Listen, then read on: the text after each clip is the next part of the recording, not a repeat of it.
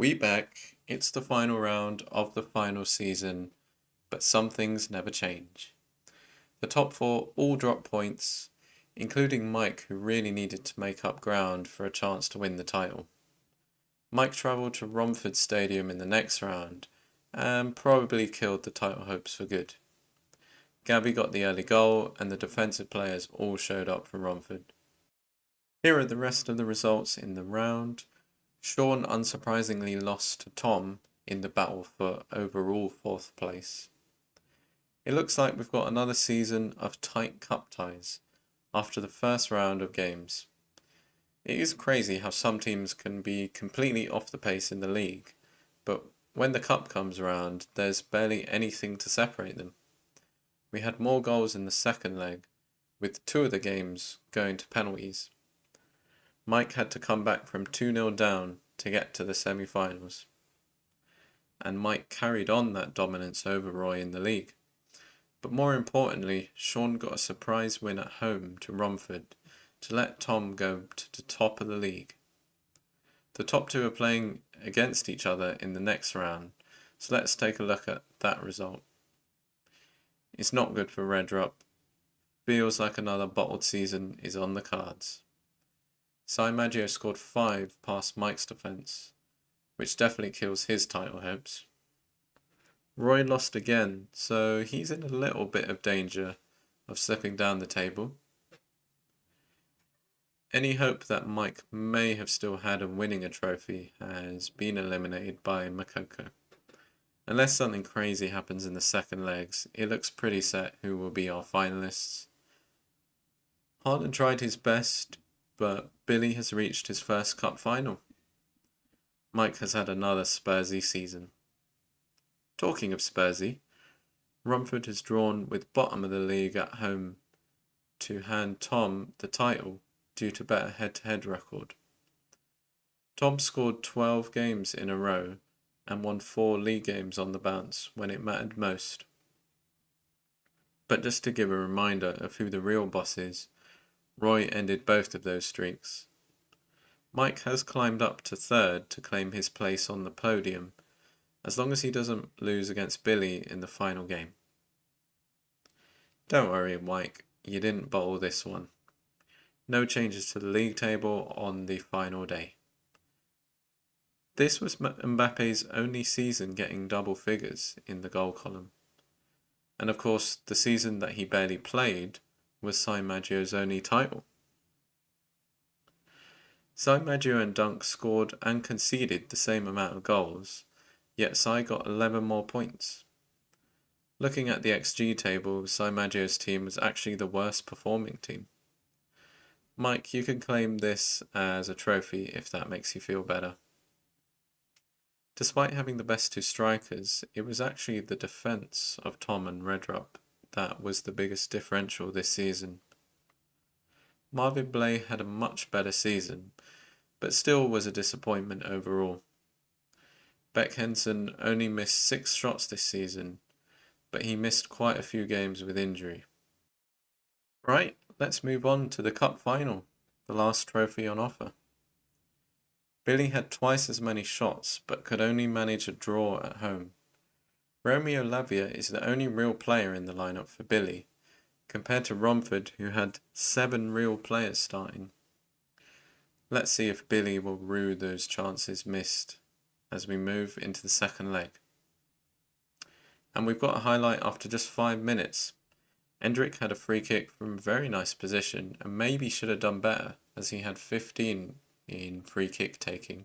You kind of assume this highlight is just going to fizzle out into nothing after that, but it takes a surprising turn. What are you? An idiot sandwich. 10 minutes later, Romford start with the ball again and work the ball across the pitch nicely to find Schlotterbeck, who got a bit overexcited in the opponent box. So despite an open goal missed by Billy and 15 shots taken by Romford, it's 0-0 at half time. And there wasn't a significant highlight until the 77th minute. Schustra tried to find a gap in Romford's midfield, but it was intercepted and Musiala was able to put Makoko through. Expected him to put that one away. The corner led to nothing either. With just a few minutes to go, Feels like deja vu, but Schuster was successful with a lovely outside of the boot pass this time. Kalonji drove forward with the ball and picked out new signing Ben Walsh at the back post. Billy's ultras are going mental in the stands, but it's been immediately ruled out for offside, not even going to VAR. So it's a familiar sight in the cup final. We joined the action at 2-2 with Schuster stepping up for Billy. He just hits it straight down the middle. Fofana stepped up a bit later to put the pressure on the final Romford taker, but he also had it saved down the middle. So with that, Romford finally gets some more silverware after an 8-season wait. Certainly deserved after some very strong seasons in recent history. Here's a nice overview of the 10 cup seasons. Dunk is the only team not to appear on this list. Dunk started so strongly in the league, but wasn't able to transition away from Kane and got unlucky with quite a few of his forward signings. The top three did feel on different level to the rest of the league in the last few seasons, but this is the only table that matters. It's been an elite bottle job by Sean. He was more consistent than Tom, but the bonus points from trophy wins was the deciding factor between the two. It is pretty funny that Billy only finished in the top three once and won the title off it. Sweet left foot in the mud. Let's review everyone's teams of the series, starting with the champions managed by Roy. Fratesi was the heart of the team, and it showed after he was cut at the end of season 7, with the team's form declining. Romford tried out quite a few formations, so this looks a bit wacky with Tierney and Trips at wing-back. I will say that Foden and Endrick felt a bit underwhelming based on their PA. Havertz seemed to slowly deteriorate for Simon Maggio despite finishing the game as a 32-year-old. Mount definitely deserves his spot in the team, inspiring the club's only title win. As with the pilot series, Rodrigo was very meh. A solid defence plus Highland is all you need. Fatty is another player who started well but slowly deteriorated. Sean may have had more success playing with wing-backs, considering how strong his are. Mike ended with the perfect midfield 3, but his love affair with old strikers hurt him in the long run. Sticking with Sesko may have been the best choice. Rafael Leao was elite in the middle part of the game, but from 2027 to 2030, he had 18 injuries. Thovenan had a poor final season, but his goal-scoring record was still pretty tasty, as he didn't start all of those 116 games.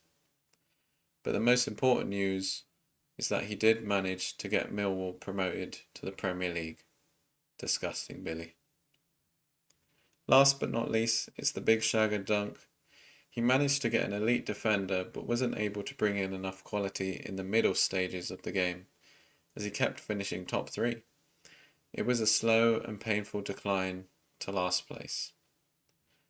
I also took a look at Genie Scout to see how many top 25 players, based on current ability, were in each team.